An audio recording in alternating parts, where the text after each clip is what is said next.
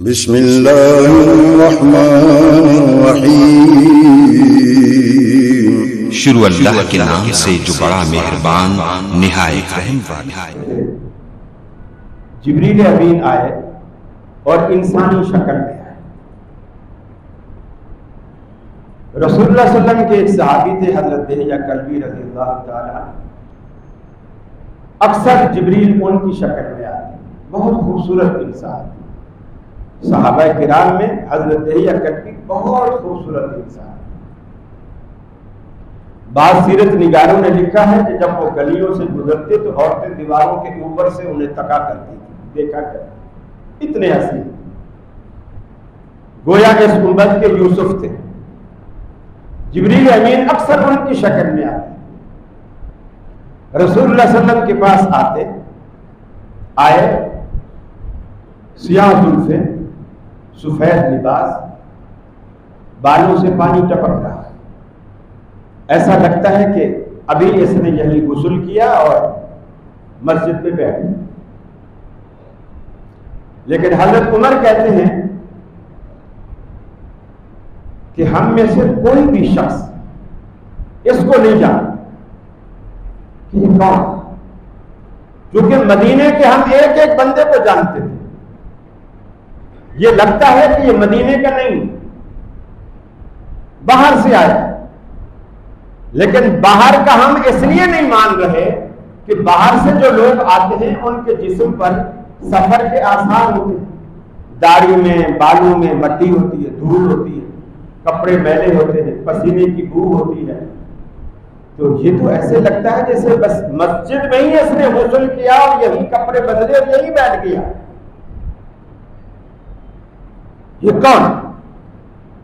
اس نے آتے ہی سوالات کیے، سوالات کافی سارے ہیں، لیکن یہاں میں صرف اس حدیث کا اتنا حصہ پیش کروں گا جو میرے موضوع سے متعلق۔ اس نے پوچھا اخبرنی عن الایمان یا رسول اللہ صلی اللہ علیہ وسلم، اللہ کے رسول مجھے ایمان کے بارے میں بتلائیے، ایمان کیا ہے، ایمان کسے کہتے ہیں؟ آپ نے اسے 6 باتیں بتائی کہ ان 6 باتوں کا نام ایمان ہے، اگر اس میں سے کوئی ایک بات بھی نہ ہو ایمان نہیں۔ ان تؤمن باللہ 1، وملائکتہ 2، وکتبہ 3، ورسلہ 4، والیوم الآخر 5، والقدر خیرہ وشرہ من اللہ تعالی، اور تقدیر اچھی ہو یا بری اسے اللہ کی طرف سے سمجھنا، یہ 6واں رکن ہے ایمان۔ جبریل امین نے رسول اللہ صلی اللہ علیہ وسلم سے پوچھا، آپ نے جواب دیا اور آپ کی زبان سے صحابہ تک گویا ایمانیات کے مسائل کو پہنچا دیا۔ تقدیر ایمان کا ایک لازمی حصہ جو اللہ کا علم ہے، اللہ کا علم ہے، دنیا میں کام ہونے سے پہلے اللہ کو پتا ہے کہ کیا ہونے والا ہے، اسی کو تقدیر کہتے ہیں۔ وہ علم ہمیں مجبور نہیں کرتا، اللہ کو چونکہ صحیح پتا ہے کہ ہم ایسا ہی کریں گے۔ اب بہت سارے سوال پیدا ہوتے ہیں، اگر میری اولاد نہیں اور میری تقدیر میں لکھا ہوا ہے کہ جی اس کی اولاد نہیں ہوگی تو مجھے دعا کرنے کی بھی ضرورت نہیں، مولویوں سے درخواست کرنے کی بھی ضرورت نہیں، خود بھی دعا مانگنے کی ضرورت نہیں، کہ جب میری تقدیر میں اولاد لکھی ہی نہیں ہے تو دعا کر کے بھی تو کچھ نہیں ملے گا، کچھ نہیں ملے گا۔ زکریا علیہ السلام کی ساری جوانی گزر گئی، بڑھاپا آ گیا، منہ سفید ہو، بیوی بانجھ ہو۔ بانجھ اس عمر میں عورت ہوتی ہے جس عمر میں اسے مینسز نہیں آتے اور اس کے بعد وہ بچے دینے کے قابل نہیں ہوتی۔ بیوی بھی اس عمر کو پہنچ گئے، خود بھی اس عمر میں پہنچ گئے، اچانک دیکھا مریم علیہ السلام کے سامنے کچھ ایسے پھل رکھے ہوئے ہیں جن کا موسم ہی، جیسے مثال کے طور پر آج کے موسم میں آپ کسی کے ہاں جائیں اور وہ آپ کے آگے آم رکھیں. آم تو آتے جون جولائی میں، سردیوں میں تو آم نہیں آتے. وہ آپ کے سامنے آم رکھتے، آپ کو تعجب ہو. مریم علیہ السلام کے سامنے بغیر موسم کے پھل رکھے ہوئے.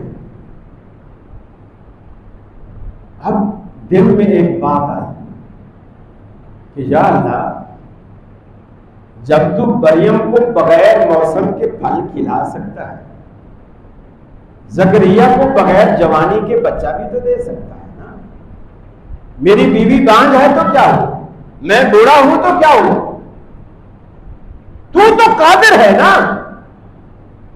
اللہ کے لیے تو بڑھاپے یا کمزوری کا لفظ بولنا ہی کفر ہے. تو قادر ہے.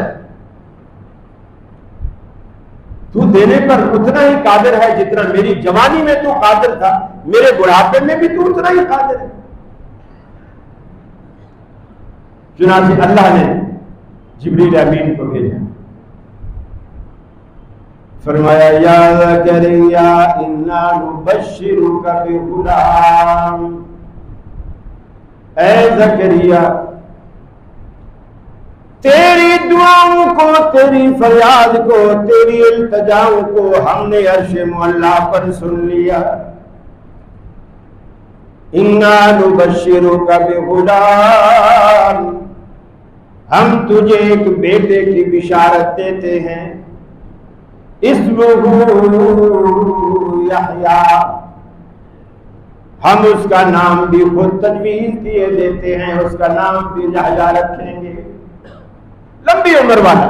یحییٰ کا مطلب پنجابی اسی کا ترجمہ کر کے بچوں کے نام رکھتے ہیں، جند بڑا، جند بڑا، یہ یحییٰ کا ترجمہ. ہم تجھے بیٹا بھی عطا کریں گے، نام بھی اس کا ہم تجویز کیے دیتے ہیں. لم نجعل له من قبل سمیا، اس سے پہلے ہم نے آج تک کسی کا یہ نام تجویز نہیں کیا. یہ بھی تجھے سعادت بخشی، بیٹا بھی دے رہے ہیں، نام بھی رکھ رہے ہیں، نام بھی یونیک قسم کا. اس سے پہلے ہم نے کبھی کسی کا یہ نام تجویز نہیں فرمایا. اللہ نے بیٹا دیا. اللہ کی تقدیر میں یہ بات موجود تھی کہ زکریا بوڑھا ہو جائے گا، اس کی بیوی بھی بانجھ ہو جائے گی، اولاد کی عمر سے دونوں نکل جائیں گے. پھر ان کی زندگی میں ایک موڑ آئے گا، اللہ پر یقین اور توکل بڑھ جائے گا. پھر رب العالمین کے حضور زکریا سوال کرے گا، ہم زکریا کی دعا کو قبول کریں گے اور اولاد نہ دینے والی بات کو دینے والی بات کی طرف موڑ دیں گے. قبولیت کے نتیجے میں تقدیر میں کچھ نہیں بدلا. جو بدلا ہے وہ بھی رب العالمین نے پہلے لکھ رکھا تھا، لکھے کے خلاف نہیں ہوا. جو کچھ ہوا اللہ رب العالمین کی اس علم کے مطابق وہ پہلے سے موجود تھا.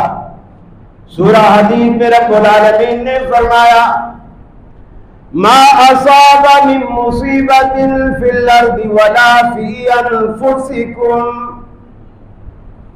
دنیا والوں، تمہیں کوئی بھی بات اگر پہنچتی ہے، وہ چاہے خوشی کی صورت میں ہو یا غمی کی صورت میں.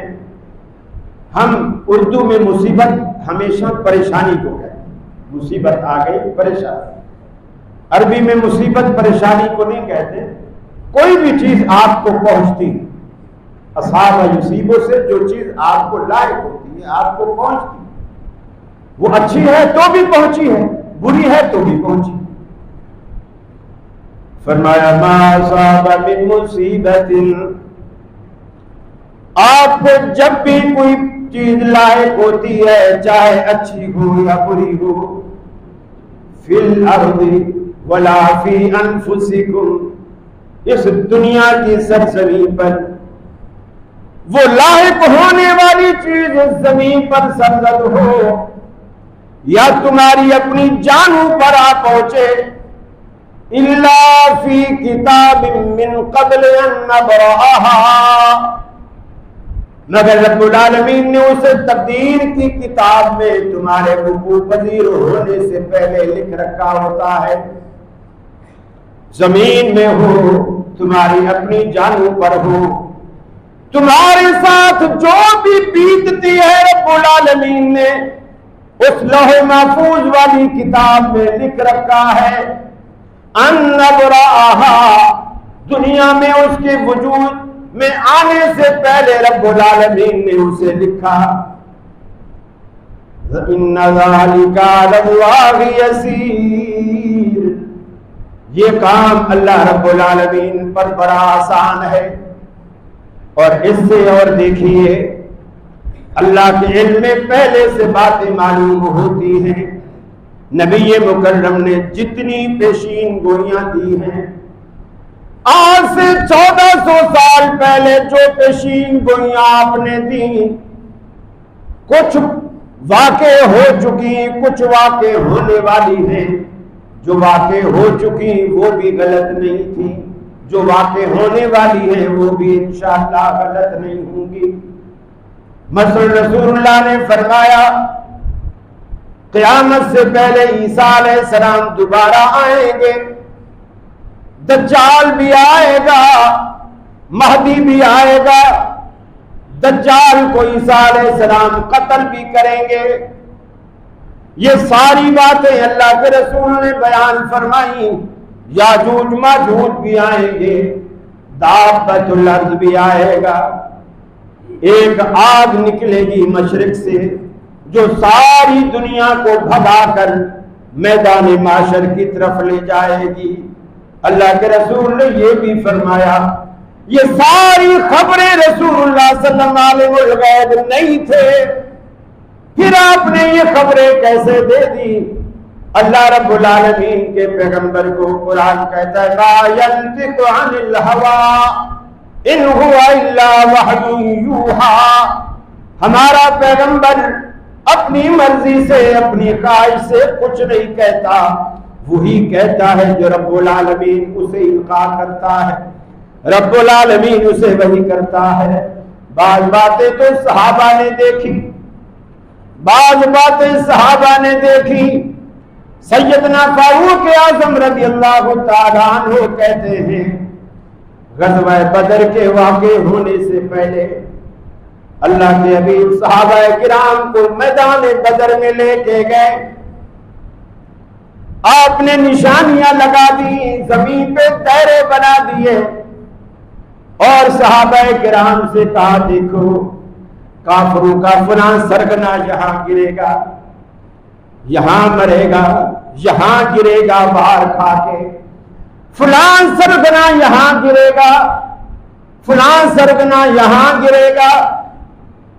سیدنا فاروق اعظم رضی اللہ تعالیٰ عنہ فرماتے ہیں میں نے وہ نشانیاں یاد کر لی، دل و دماغ میں بٹھا لیا. جب غزوہ بدر واقع ہو گئی، کفار میدان چھوڑ کر بھاگ گئے، لوگ مال غنیمت لوٹنے میں لگ گئے، میں وہ نشانیاں تلاش کرنے میں لگ گیا. فرماتے اللہ کی قسم میں نے جہاں جہاں اللہ کے رسول نے جس جس کافر کی پیشین گوئی فرمائی تھی کہ فلاں یہاں گرے گا، فلاں یہاں گرے گا، میں نے 1 انچ کا بھی فاصلہ نہیں پایا. وہ سارے کافر وہیں گرے جہاں جہاں اللہ کے رسول نے 1 انچ کا بھی فاصلہ میں نے نہیں پایا. اب یہ جو رسول اللہ صلی اللہ علیہ وسلم نے خبر دی، یقیناً یہ اللہ کی وحی کے بغیر ممکن نہیں تھی. اس کا مطلب ہے کہ اللہ کو پہلے سے علم، اور یہ بات واقع ہونے سے پہلے اللہ کے رسول نے بتلائی، اور اللہ کے رسول کو بھی واقع ہونے سے پہلے بتلایا. تو اللہ کو ہر چیز کا پہلے سے علم. دیکھیے ایک فلم کی سٹوری آپ سناتے ہیں فلم دیکھنے کے بعد، کوئی کمال نہیں، کمال یہ ہے ابھی شوٹنگ ہی نہ ہوئی ہو، سینما ہال میں لگنا تو دور کی بات، شوٹنگ ہی نہ ہوئی ہو، اور آپ بتائیں اس میں یہ کردار ہوں گے، یہ لوگ اداکاری کریں گے، فلاں جگہ لگے گی، کامیاب ہوگی، ہٹ ہوگی، نہیں ہٹ ہوگی، یہ آپ کا کمال۔ اللہ رب العالمین اگر دنیا میں یہ سب کچھ، دنیا کی ساری فلم دیکھنے کے بعد اگر اللہ بتاتا کہ اس نے یہ کیا، اس نے یہ کیا، اس نے یہ کیا، تو آپ کہتے یہ تو مجھے بھی پتا ہے، میرا بیٹا ہے، یہ تو مجھے بھی پتا ہے۔ اللہ کے علم کا پھر کمال کیا ہے؟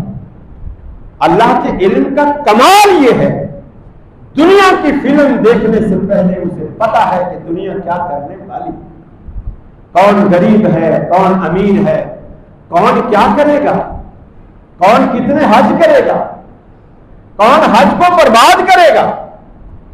تو صرف تقدیر پہ تکیہ کر کے نہ بیٹھے، اپنے وسائل بھی آپ استعمال کریں، اس کے لیے کوشش بھی کریں، اللہ سے دعائیں بھی کریں، دعاؤں کا یہ نتیجہ انشاءاللہ آپ کو اللہ تعالیٰ دے گا، یہ دعاؤں کا ثمرہ آپ کو ملے گا۔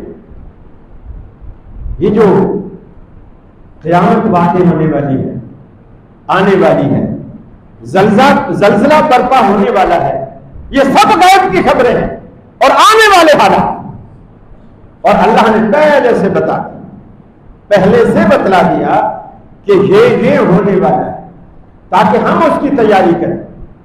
دیکھو یہ مسئلے اللہ کے رسول نے صحابہ کو بھی تو بتلائے تھے نا، لیکن کسی صحابی نے یہ نہیں کیا کہ بھئی ٹھیک ہے اگر جنت ہمارے حق میں لکھی ہے تو جنت مل جائے گی، ہمیں نمازیں پڑھنے کی کیا ضرورت، اور اگر جنت نہیں لکھی ہمارے مقدر میں تو ہم نمازیں کیا مسجد بھی بنوا دیں تو کوئی فائدہ نہیں، پھر بھی کوئی فائدہ نہیں، تو پھر کاہے کو محنت کریں، روزہ کاہے کو رکھیں، حج کس لیے کریں، عمرہ پہ کیوں جائیں، دعائیں کیوں مانگیں، گناہوں سے کیوں بچیں؟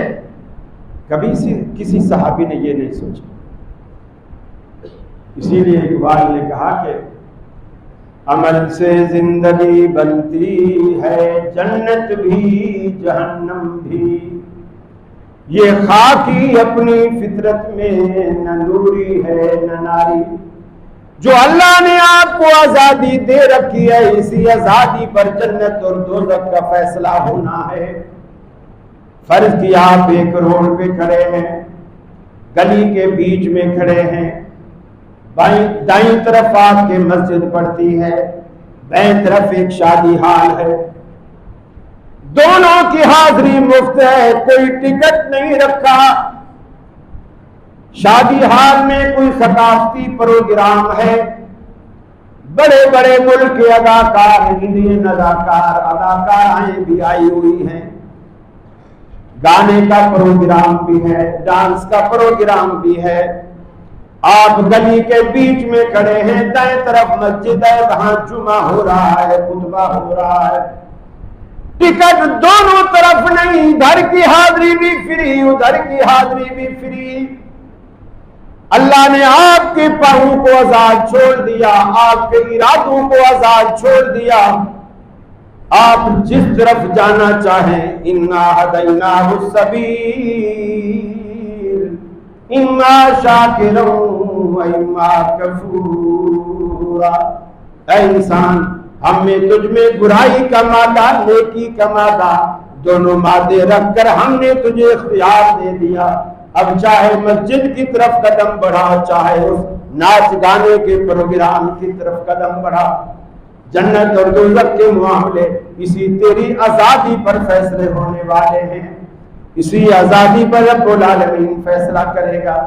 فرمایا اذا وقعت الواقعہ لیس لوقعتها کاذبہ، جب واقع ہونے والی واقع ہوگی وہ ہو کر رہے گی، قیامت آنے والی ہے، قیامت وقوع پذیر ہوگی.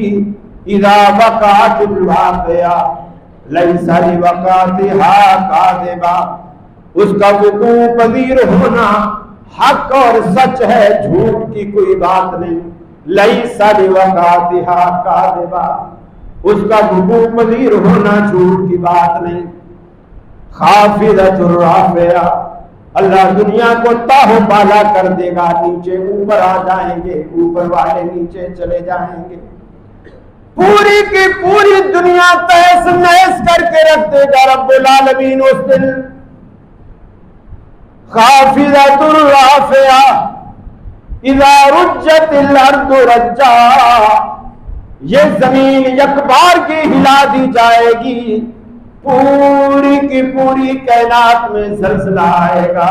اذا زلزلت الارض زلزالها واخرجت الارض مثقالها وقال الانسان ما لها، پوری دنیا کو رب العالمین یک بار کی ہلائے گا. دنیا کا کوئی خطہ اس زلزلے سے بچ نہیں سکے گا، کوئی کسی کی مدد کو نہیں آئے گا. دنیا کے زلزلوں کی طرح کراچی میں زلزلہ آتا ہے، لاہور والے مدد کو پہنچ جاتے ہیں.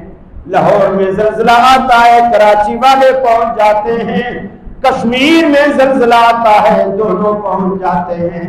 لیکن جو قیامت کا زلزلہ آئے گا کسی ایک شہر، ایک صوبے، ایک ملک میں نہیں، پوری کی پوری دنیا میں جس جس جگہ کا نام زمین ہے، اذا رجت الارض رجا، پوری کی پوری زمین رب العالمین ایک جھٹکے سے ہلائے گا. وبست الجبال بسا، اور یہ بھاری بھرکم پہاڑ جو تمہیں مضبوط نظر آتے ہیں، یہ سارے پہاڑ فرمایا ٹکڑے ٹکڑے ریزہ ریزہ ہو جائیں گے. وبست الجبال بسا فقلتم هباء منثورا، یہ سارے کے سارے فرمایا ایسے ہو جائیں گے جیسے گرد و غبار کے گالے ہوں، روئی کے گالے ہوں. جیسے سورہ قاریہ میں اللہ رب العالمین نے فرمایا یہ پہاڑ ایسے ہو جائیں گے جیسے روئی کے کارخانے میں روئی کی حالت ہوتی ہے، ہلکی پھلکی ہو کر پورے کارخانے میں اڑتی پھرتی ہے. اے انسان، جہاں پہاڑ گرد و غبار بن جائیں گے وہاں تیری کیا حیثیت ہوگی؟ یہ سارا ایک منصوبے کے تحت ہے. یہ آنن فانن اچانک ایسا نہیں ہوگا، خود سے ایسا نہیں ہوگا. یہ باتیں ساری کی ساری رب العالمین نے تقدیر میں لکھ رکھی ہیں کہ ایسا ہوگا. آپ کو ایمان رکھنا ضروری ہے. والقدر خیرہ وشرہ من اللہ تعالی، ہر تقدیر پر وہ اچھی ہو یا بری، یہ سب کچھ اللہ کے صرف اللہ کے پاس اس لوح محفوظ میں لکھا. آپ کو اس پر ایمان لانا ضروری ہے. امام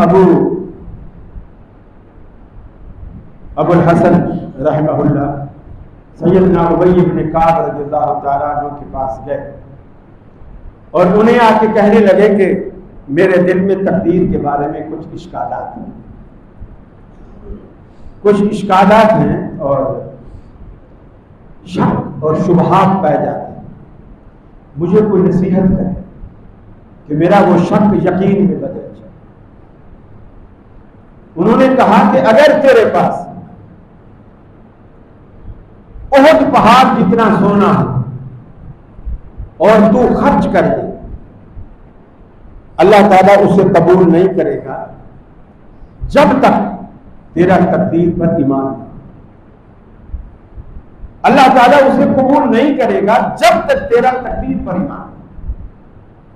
پھر اللہ تعالیٰ نے جو بات تیرا مقدر بنا دی، ساری دنیا مل کر بھی تجھے اس سے محروم نہیں کر سکتی. اور جو چیز اللہ نے تیرا مقدر نہیں بنائی، ساری دنیا مل کر بھی وہ تجھے نہیں دے سکتی. بس یہ یقین دل میں پیدا کر لیں. یقین مانیے ہماری بہت ساری خرابیاں، اور یہ مسلمان پر اللہ رب العالمین کی ایک رحمت اور فضل. ہمارا بڑے سے بڑا عزیز بھی فوت ہو جاتا ہے تو ہم کہتے ہیں اللہ کی مرضی، یعنی اللہ کا فیصلہ یہی تھا اور اللہ کے فیصلوں کے آگے ہم کچھ نہیں کر سکتے. اللہ کی مرضی. کافر ساری زندگی کی رستے رہتے ہیں چونکہ تقدیر پر ان کا ایمان نہیں ہوتا. یار اس ڈاکٹر سے ہم علاج کرواتے ہیں ہمارا بیٹا بچ جاتا. یہ زندگی اور موت ڈاکٹروں کے ہاتھ میں نہیں ہوتی، بلکہ میں گزارش یہ کروں گا کہ جتنے بھی مسلمان ڈاکٹر ہیں ان کو اپنے کلینک میں خوبصورت کتابت کرا کے، ڈیزائننگ کرا کے، فریم بنا کے یہ جملہ اپنے ہر کلینک میں لکھنا چاہیے کہ ہم صرف دوا دیتے ہیں، شفا تو رب دیتا ہے، یا دوا ہم دیتے ہیں، شفا رب دیتا ہے. یہ خاموش تبلیغ، اس سے دوسرے کا عقیدہ بھی صحیح ہوتا ہے. اور کبھی آپ کی بھی نظر اس فریم پر پڑے گی تو آپ کے دل میں بھی کبھی یہ تکبر، یہ گھمنڈ نہیں آئے گا کہ آج میں نے 20 مریض ٹھیک کر دیے جو موت کے قریب تھے، میں نے بچا دیا، آج میں نے اتنے مریض ٹھیک کر دی. نہیں، شفا رب. ابراہیم علیہ السلام نے کہا وَإِذَا مَرِضْتُ فَهُوَ يَشْفِينِ، جب میں بیمار ہوتا ہوں تو وہی مجھے شفا دیتا ہے. اللہ سے دعا ہے اللہ رب العالمین مجھے بھی اور آپ کو بھی عمل کی توفیق عطا فرمائے. عقیدہ تقدیر پر ہمیں صحیح معنوں میں ایمان رکھنے کی توفیق عطا فرمائے. اسی پر ہمارا خاتمہ ہو. وآخر دعوانا ان الحمد للہ.